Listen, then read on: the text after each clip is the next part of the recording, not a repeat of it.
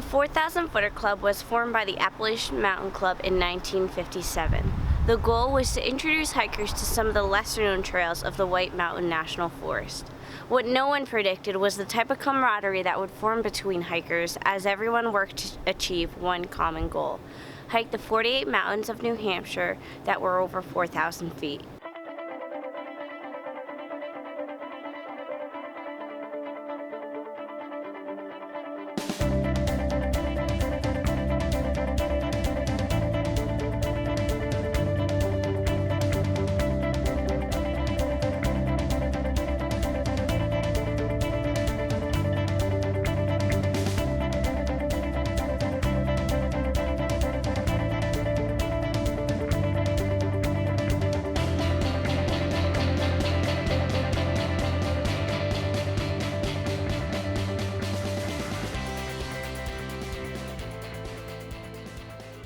I have hiked 47 of the 48 4,000 footers. I have repeated some 2 and 3 times already. However, I have a really good friend, Joanne, who has done quite a few of these hikes with me. We pretty much started this journey together. I had about 4 or 5 under my belt before I got her into it, and then we did a lot together. So it's really led to us even becoming better friends and someone to go on all these adventures with. I have 8 left, and actually just 2 days ago on Monday I was coming back down Carrigan, and there was a person that's part of the Purple Army, and they're a Facebook page of just women, and she was so excited. She was at the bottom, and her significant other were getting ready to hike up, and she was just bragging about how it was her 48th, and she was so excited, and they actually slept on top of the fire tower.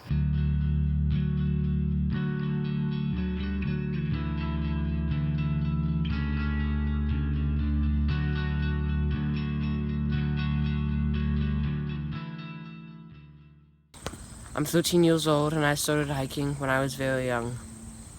My parents took me on hikes like Mount Major and Belknap, and eventually as I got older, around the age of 8, I hiked Mount Washington, and then ever since then I began to do the 4,000 footers with my family. My very first 4,000 footer hike, I went with my son. So he's leading, and I am trying to keep up with him because he's going fast and furious, 22 years old. And I have to say I did okay up until the very end. It was all rocks, and I'm looking at it, and he's way at the top, and I was just overwhelmed, and I'm thinking, how am I going to do this? So he says, Mom, just do it, because that's what I always told him, just do it. So it was pretty funny. So guess what? I did it. So it was a lot of fun. There's really heavy foot traffic in many areas in the White Mountain National Forest. We have, over the past decade, seen large increases in the amount of people that are coming, and that is a tremendous thing.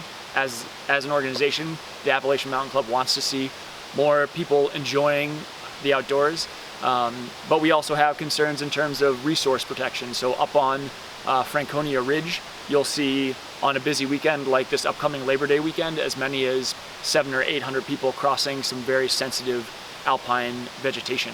We're trying to work with partner organizations to ensure that people are educated in how best to act while they are in the backcountry and in sensitive alpine areas. Here in the White Mountains, it's where we have this really neat environment where you go up in elevation.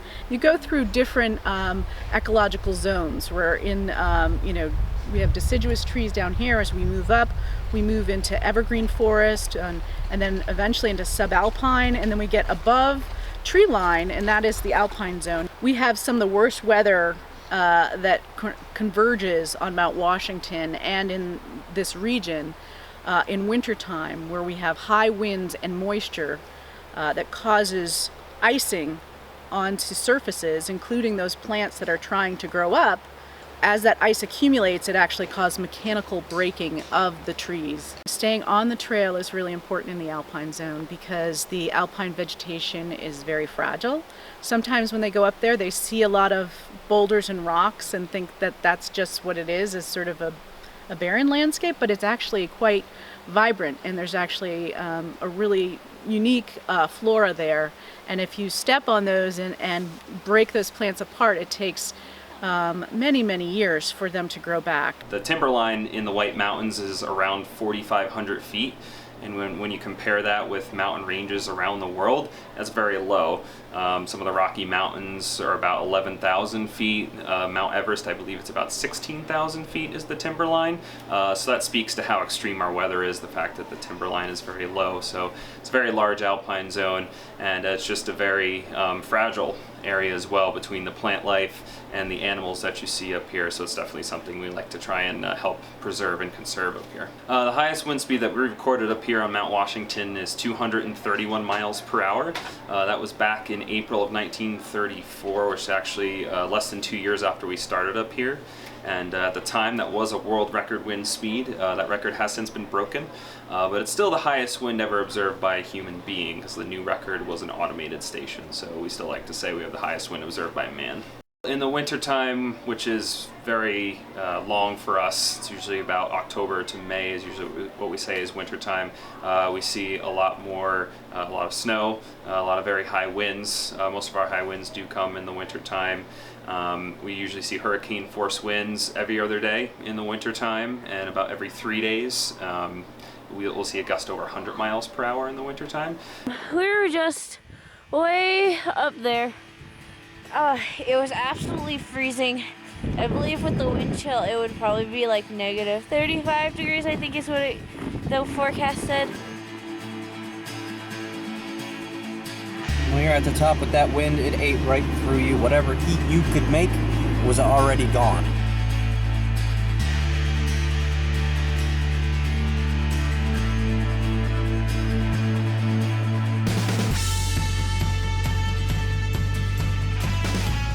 Getting kind of foggy, which is making me think that we're in the clouds.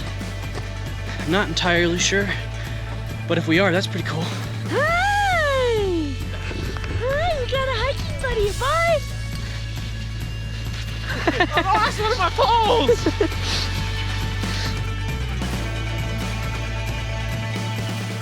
I hike for the challenge. It's invigorating, it's energizing, it's relaxing, all at once.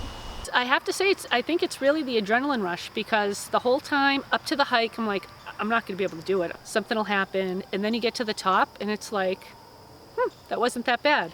And then you get down to the bottom, and you're like, that was awesome. When are we going to go again? In case you've ever wondered what a Black Diamond Peak looks like without any snow, this is it.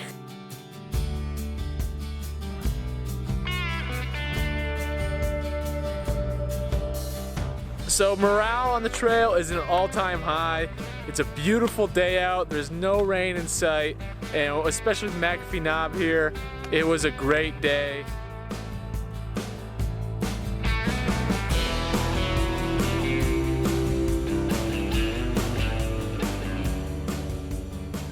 My favorite part of camping would be just being able to have everything that you need and being able to camp out. It's something empowering about kind of just living off the bare necessities and really getting back to just the basics. And I love when my cell phone doesn't work. It allows you to relax and let go and just be one. So camping out and relaxing and being in the fresh air, I sleep amazing outdoors. There's something just being back down to earth with nature that really, it revives you. It refreshes me. I love backpacking.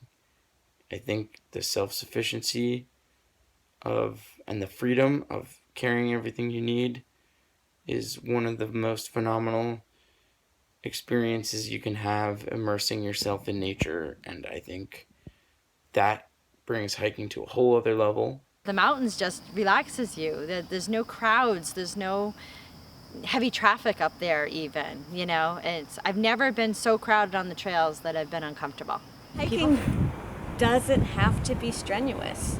And it doesn't have to be even summiting a mountain. Hiking can be as simple as finding your local state park and going along a trail. I am a ex-smoker, so I really had a whole major lifestyle change from, really being a smoker and kind of living a negative lifestyle with an ex-husband, and I got divorced and started running and started hiking and just really becoming the active person that I once was when I was really young. So it just felt amazing. It just really felt good to me. I'm very much addicted to that kind of lifestyle now. I feel like hiking is a great form of exercise, and it's a great way to just relax and focus and enjoy everything that nature has to offer. It's just a wonderful experience, and I recommend it to anybody that's at all interested to try with a small hike and ease your way into bigger things and just soak it in. I hike to be in the moment because I think especially nowadays there's so many distractions, and when you're hiking, there's no cell service, you're just there with another person spending time and focusing really hard on accomplishing the task of making it up and seeing the beautiful view and then coming down, and it's just one of the best things in the world, I think.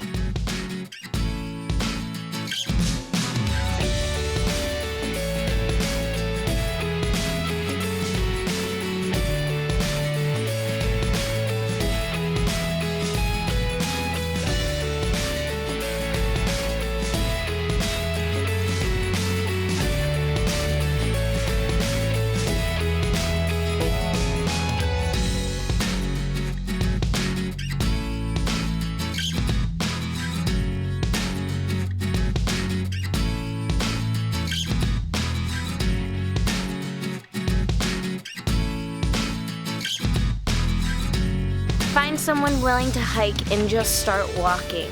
You can look at the pictures online, but it's never the same of that feeling you get when you're standing on a mountain looking over the world.